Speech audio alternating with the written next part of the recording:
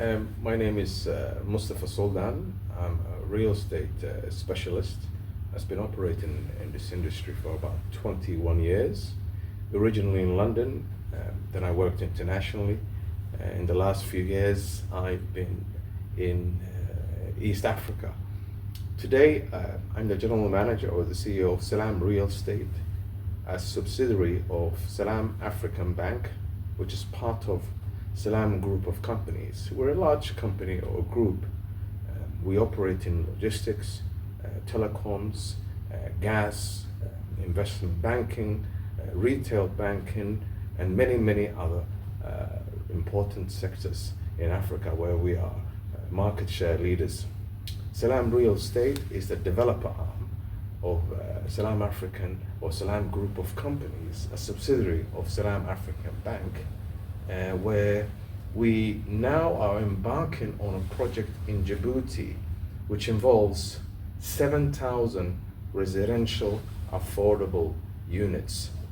So not just the properties, but also the commercial aspect, making sure that people live in a beautiful environment and a community where not only are we building beautiful infrastructure and roads, we're also developing health care facilities, a 100-bed hospital, a large mall, a 2-story mall, and about 6 schools. So we're looking to make sure or ensure that educational facilities are complete within that new city, within a city that we are looking to develop here in Djibouti.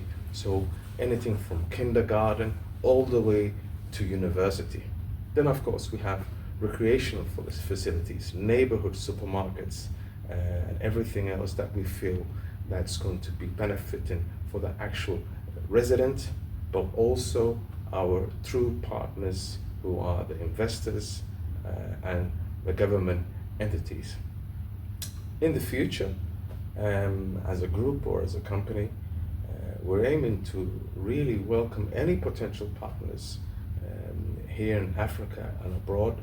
We're a Pan-African company, always looking to engage with other African partners, welcoming new ties, new relationships, and so on and so forth. So once again, welcome to Djibouti, welcome to this beautiful country. And I'm glad that I've had the opportunity to present our beautiful project about city within a city here in Djibouti that's been developed by SALAAM Real Estate Company. Okay, let's talk about more in depth about this project that you started, about the 7,000 houses. Who are the target clients, and what is the volume in terms of monetary value, the investment volume that you are going to incur on this project? Well, the market segment for this particular project is medium income homes. It's an affordable housing project. So the people we're targeting are your average Djiboutians, but because when you look into the kind of market here, you have about around 3,000 to 5,000 property deficit on an annual basis. So our focus is to fill that gap and make sure that we cater to the average Djiboutians. In addition to that, also our sister company, SALAAM African Bank, has pledged to support these potential customers with mortgages with a payment plan of 15 years at extremely reasonable rates. So, rewinding again, our target group is affordable housing. So we've done properties that's, not only are they suitable and convenient, but also they are priced accordingly with the actual segment. And then we also have the financial support that would be needed for a segment in that particular market. So how much is the investment capital to build, to complete all these houses? Well, this project will be classed as a mega project. I mean, I won't be able to kind of give you an exact figure, but anything between 600 to a billion, it's a mega project, because as I said, it's 7,000 residential units being developed on 2.4 million square meters. And in addition to that, this project is green. 10% of the project is actually green and landscape. So a project of that size and magnitude with all this infrastructure, of course, requires capital. Who are the major investment partners in this project? Well, the major investor partners is really private investors who have long been, investing in projects with us within the group. So these are the sort of kind of investors that would be involved in this particular project. We don't have any kind of tag on a particular individual, particular group right now, which is clear. But it's a we've done a lot of kind of mega projects previously, and or other projects. So it would be a similar type of kind of entities who are really private institutions.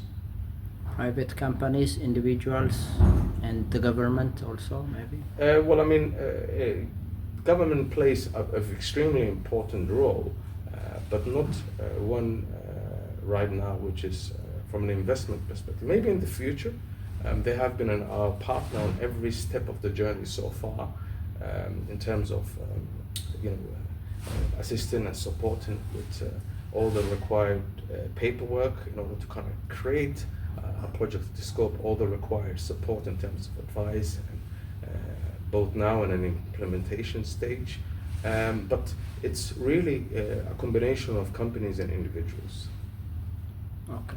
What is your outlook when it comes to the future of Djibouti? Because Djibouti aspires to diversify its economy and become more of like Dubai within the coming probably decade, or double its GDP. So what is your outlook, your opinion on those areas, and where do you think your company will be in this process? Well, I mean, I think opportunities in Djibouti, or where Djibouti is now, is in my opinion extremely attractive. You could class Djibouti as perhaps Dubai 20 plus years ago, in terms of the strategic location when it comes to Africa and the world, in terms of opportunities available, both from logistics and services, as well as real estate that we were just talking about, in terms of financial markets. So I think Djibouti is in a great position to grow, as it has grown in the last few years, and grow further if we realize the 2035 vision. So it's in a good position, lots of opportunities, and the benefits of Djibouti, as well as other East African countries, is it has so much potential, both in terms of the kind of young workforce who are very ambitious and determined to kind of do something for their country, but also the kind of the governments pretty much being extremely supportive and involved, who want to kind of do something better for their people. So where I see Djibouti going, I think the project that we're planning to implement is really the answer to that. We think Djibouti is the future. Finally, how was the land acquiring process? Is it leased, or is it a government grant, or? The land that we're developing, the project on, has been acquired. It's completely privately owned. It's 2.4 million square meters, 240 hectares, if I put it that way. It's in a very good strategic location here in Djibouti. It's in the Nagad area, overseeing the city, is about 10 to 12 minutes drive away from the city center now. But we believe that we're developing a city within the city. We believe that will be the new city when we develop some beautiful infrastructure, wide, beautiful roads with lots of greenery. You have the hospitals, the malls, the education facilities, recreational facilities, parks where kids can enjoy themselves and play, and families can have a picnic. So, we believe that will be the new city. But 2.4 million square meters, and it's privately owned. Any last words? Well, my last word probably be, any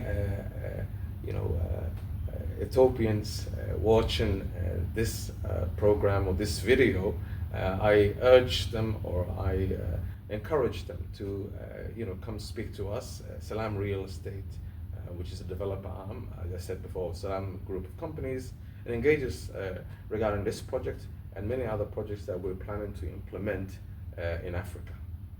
Thank you so much. Really appreciate it.